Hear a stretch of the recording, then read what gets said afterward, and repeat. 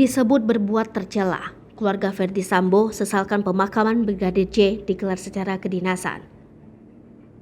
Pihak keluarga Kadif Propam Nonaktif Irjen Ferdy Sambo menyesalkan pemakaman terhadap jenazah Brigadir Nofriansyah Yosua Huta Barat alias Brigadir J dilakukan dengan cara kedinasan yang digelar usai otopsi ulang.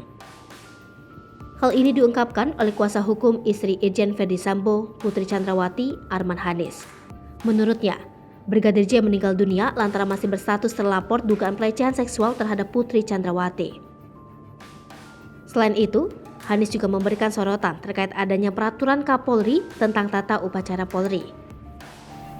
Adapun pasal yang menjadi acuan pernyataannya yakni pasal 15 ayat 1 Perkap nomor 16 tahun 2014 tentang tata upacara Polri.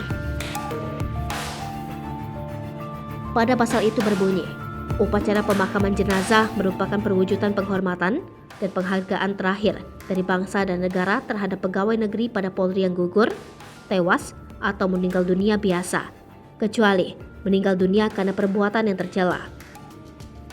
Diwartakan Tribun News sebelumnya, jenazah Brigadir J dimakamkan kembali secara kedinasan setelah menjalani otopsi ulang di RSUD Sungai Bahar.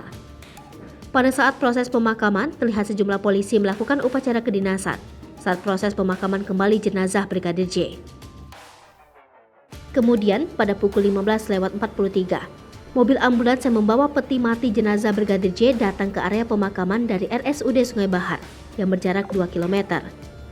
Berbalut bendera merah putih, peti jenazah Brigadir J pun dikeluarkan dari mobil ambulans. Selain itu, nampak pula karangan bunga dan foto Brigadir J dalam iring-iringan jenazah.